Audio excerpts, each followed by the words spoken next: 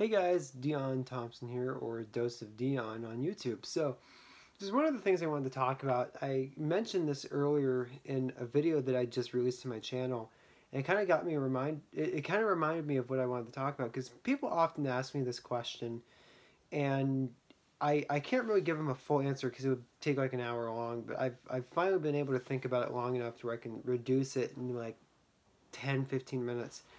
And people always go, because I always wear the MAGA hat, and I'm also in my bathroom because I'm cold as hell right now. But um, so people always often ask, well, how can you be a conservative and be a person of color? How can you support? And it's not even about Trump. Like, I often wear the MAGA hat at like QFC or Safeway or wherever, Fred Meyer, doesn't matter. And it's not even about Trump a lot of the times, which I think is kind of interesting. I mean, there's a lot of people that, give me the fuck you, and for supporting such a racist, misogynist, transphobic, misogynist, blah blah blah. And I'm just like, okay, here we go. But I will say that it's interesting to me that a lot of people say, well, how can you be a conservative in knowing the history of the Republican Party? So these people, first of all, liberals don't really know the history of this country at all. I mean, it's just unbelievable. Second, I left my juice in the other room. Oops. So that's second. Third, they ask really stupid questions, like they don't know the history of this country, and then they don't know my own personal story. So they just assume that I'm brainwashed. So, and I'm thinking, oh boy, here we go. So this is essentially my walkaway story, but not really. So my whole life, because I've recently said that the biggest fear of the Democrat Party, the biggest hatred towards anyone that's against the Democrat Party, is only people that have lived in the Democrat Party and that have betrayed and questioned their ideology. Then and only then will you experience the true face of the Democrat Party. Now, you will face the true face of the Democrat Party if you've been born into conservatism, and you've been a conservative your entire life. So it's very, very different. I know conservative friends. So it's basically like this. My conservative friends will say, well, the Democrats are evil. And my Democrat friends will say, well, Republicans are evil. Well, okay. And then it's one of those, well, you choose the lesser of two evils kind of a thing, which is a really stupid ideology anyways. You should never choose the lesser between two evils. You should choose for yourself. So, and I always like to say, life is like Tetris. Once you fit in, you disappear. So, and especially with the Democrat Party. So, this is essentially how I became a conservative over time. So my mom and I have, like, pretty much grew up democratically, but we have had some, well, I would say my mom more or less has had some conservative beliefs. And I've always been more of a Democrat because I was brainwashed by the stupid school system, what we call indoctrination centers of left-wing politics. Because my second college class in my first quarter of college was about the Dreamers. And oh boy, this is when I stopped calling illegal immigrants illegals, and I started calling them undocumented immigrants, and I started researching the Dreamers and how great they were, and that no human was illegal, blah blah blah, stupid stuff like that. I never questioned it. I never ever questioned it. I was just like, cool, I got an A in the class. first quarter of college, I got an A in this class. Whoopee. But I just remember talking to some of my conservative friends, and I messaged some of these people who I literally went to high school with, and one of them said, I quote, I remember you being a pretty staunch supporter of Obama. And I did back then, this was, gosh, 6-7 years ago, because I was in high school prior to 2014, I just supported Obama for no reason. Well, there was one reason, and that reason was because he was black. And I think my mom might have had the same way. I can't speak for her. I don't know, but I think that was a lot of people, conservatives and Democrats. Like, oh my gosh, he's the first black president. Whoopee! But what did Obama really bring to the table? I mean, he lied, and of course, court documents are coming out more and more and more every day and every week that the Obama administration is actually colluding or conspiring against the Trump campaign and his administration. So it's like, yeah, what did he really bring to the table? But I'm not going to go into that. So my whole life I grew up democratically. Because I went to the public school system. I never went through private school. I never went through any kind of Christian school. But I just remember very clearly that I had always thought Republicans were the racist people. I'd always thought that the Republicans, I always thought that the Democrats were the ones who freed the slaves. I always thought, I knew that Lincoln was Republican. I knew that. So I thought it was unusual that a Republican signed the Emancipation Proclamation 156 years ago from today. And I'm just like, oh boy.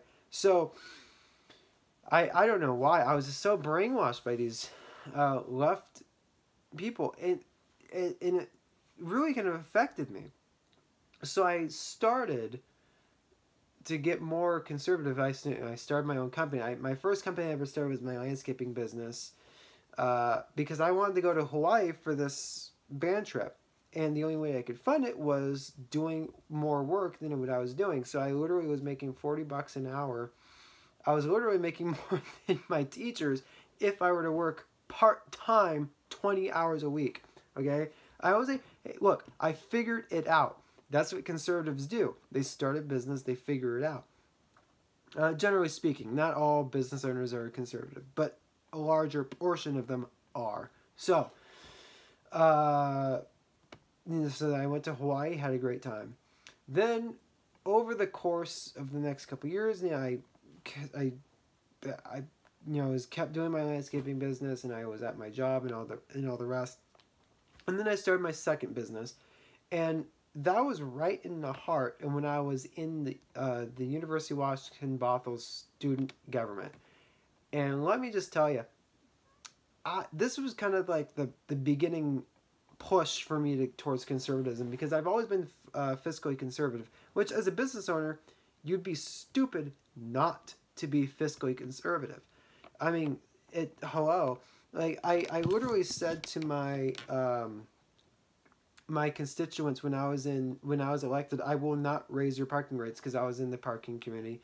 I said, I will not raise your parking rates, but I'm going to get a lot done. You better believe it. And guess what? I was able to get a $250,000 project done without raising a cent on students. The person that came after me, after I lost my re-election because I didn't really focus on it, guess what happened? Our rates went up. Was I surprised? No. Was I mad? Hell yeah. But boy, would I would get into the most heated arguments in the history of the world about, no, you need to save money here, you need to save money here. And all these left-leaning idiots kept saying, oh, we need to spend more, we need to spend more. Like, it's spending twice the money to earn double the profit. It doesn't make any sense. So, but I was never really vocal about my opinions, only except to my coworkers. So, fast forward through my junior year, where I would have been elected as junior senator, and then fast forward to when I ran for president of my university, because I started to finally realize, oh my God, something is fucked up, because student rates are going up, even though they keep promising that they're going to go down, blah, blah, blah, blah, blah. And I decided to run for president. And not of the United States, people, come on. For the university. And I lost barely. I still lost. I was mad for about 5 seconds, but right before I declared privately that I was going to run, I said very willy-nilly, yeah, I voted for the president. And boy, did I experience the full, true face of the Democrat Party right then and there. And I was just kind of a nonchalant, yeah, I voted for Trump. I didn't even think anything was going to happen because I thought it was going to be like Obama, where it's like, oh, well, you voted for the other candidate? Cool, I don't care, but Obama's going to win. So, I'm sitting here getting the full force of the true face of the Democrat Party, but I still never really questioned it. I still thought that Trump was a dick back then. I was still considered a liberal, but I switched stance from that day to what I called independent realist, and I but it was really conservative. Realistically, it was conservative, and I started to do my research towards the end of that year, or end of that school year, which was around May, and I was like, okay, yeah, whatever. But I ran for president another time, and I experienced even more of the full true face of the Democrat Party. I literally witnessed my potential running mates for this campaign. Me and my vice president were building. It was the biggest campaign probably ever that would have been built, but it fell apart. And I didn't care because I wasn't going to sacrifice my morals in all that. I literally witnessed people of color screaming and yelling over a phone call in a conference call to my vice president, saying he has white privilege this, white privilege that, and none of them knew his story. Zero. And because of that, people were automatically assuming that I was, because I was more moderately or considered, I was a more conservative leaning moderate. Boy, I tell you, and then June of that same year, so essentially 2018, I did a hell of a lot of research. I saw the Walkaway campaign, Dr. Jordan Peterson. I was looking at Charlie Kirk. I started to see Candace Owens, and every now and then I looked at Dinesh D'Souza and all the rest of these guys. And I'm like, oh my God, everything I thought about about the Demo-rat Party was absolutely wrong. I realized who freed the slaves. I realized who gave women's rights. I realized who tried to end Jim Crow. I realized, all of these different things. And then the more I did my research, the more I questioned the liberals' ideology, the more I felt the full face of the Democrat Party. And let me just tell you, the Democrat, or I'm going to rebrand them, the Demo-rat Party is pure bullshit. And I will say it again, that as soon as you leave the Democrat Party as a liberal and question their rhetoric and their ideology, then and only then will you receive the full force and the full true-faced force of the Democrat Party. That's when you'll see it. And I don't care how liberal you are, as soon as you question it, you will become conservative. This is why I'm conservative.